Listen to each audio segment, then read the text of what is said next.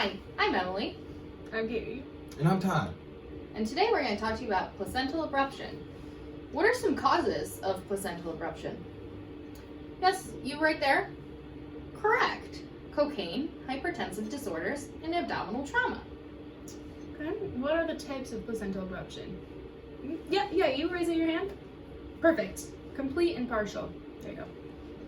What are some signs and symptoms of placental abruption? You in the back? Yeah, very good. Spotting, severe abdominal pain, and a rigid uterus, and dark vaginal bleeding.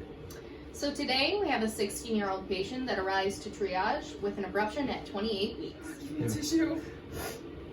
Here, pick that one too. Hey. Come in. Hi, I'm Emily, and I'll be your nurse today. What brings you guys in? I came in because I suddenly had some really bad abdominal pain, and I'm 28 weeks along. I did fetal movement counts and felt 6 movements over 2 hours, and just something is wrong. And I'm Tad, Katie's partner, friend, lover, and baby daddy, possibly. Okay, can you describe your pain for me, Katie? So bad. Where is it located? Oh my gosh.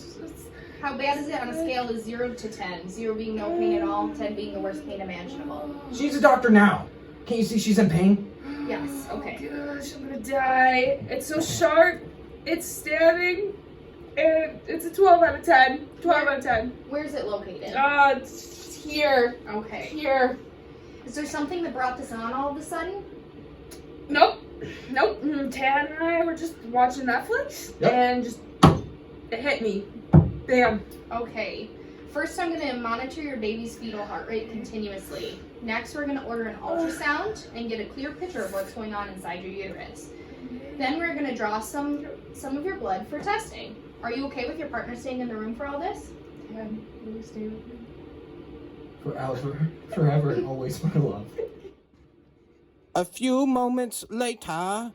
I know Dr. Lathrop just came in and spoke to you a little bit about placental abruption and the many causes. You're having increased fundal height, contractions, and uterine tenderness, which are all signs of placental abruption. The main sign being that severe and sudden onset of pain. Yeah. She would like me to narrow down some of the possibilities that could have caused this. Have you had any recent abdominal trauma? No. Have you been diagnosed with gestational hypertension or preeclampsia? What's that? Yeah, what's that? Gestational hypertension is when you have high blood pressure during pregnancy. No, it's like 120 on 80. Okay. And have you used any recreational drugs such as cocaine or meth throughout your pregnancy? Why? Why It's does a that- weird why is question. that- That's really weird. Well, Do you use it? No, cocaine is a known vasoconstrictor, which means it constricts your blood vessels, which increases your blood pressure and heart rate, which can cause placental abruption. Ted, you said it'd be fine. Well, I mean, my mom did it when she was having me, and I came out okay. Oh gosh, this is all your fault. It's all your fault. Hey, nothing new there, right? Okay. It seems that you're having a mid-grade abruption based on the ultrasound. One of the blood tests we ran was a KB test. This blood test identifies whether fetal hemoglobin is circulating in your bloodstream, which would signify fetal maternal hemorrhage. That's caused by placental abruption. Your KB test came back negative, but this does not indicate, it's not a sure indicator of placental hemorrhage. So there's no hemorrhage. So I can keep doing cocaine. Although the test is negative, cocaine during pregnancy is never a good idea.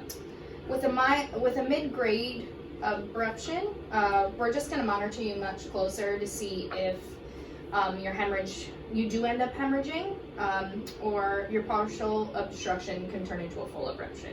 You're also at a higher risk for preterm labor. Okay. You're saying my baby Ted Jr. could be harmed? What do we do now? Well, based on your hemoglobin and hematocrit, you do not need a blood transfusion at this time. However, we're going to keep you and the baby for a 48-hour observation period. Here, we will monitor your fetal heart rate, give you some fluids, and look for the signs and symptoms of labor and the more severe placental abruption. However, there is a really high chance that you might deliver during this stay. In this case, we will administer betamethasone to help your newborn's lungs develop. Do you have any questions? We gotta call my mom. Okay, guys. So now we'll go over what you learned. What are the main signs of placental abruption? You there. Yes, correct. A sudden onset of pain. Alright, now we're gonna go over how many fetal movements you should feel in 2 hours. You with the backwards hat? All the way in the back. Yeah, that's right. You should feel about 10 in 2 hours. So what is the KB test for? You in the front? Yes, very good. It suggests fetal maternal hemorrhage. Okay, bye guys.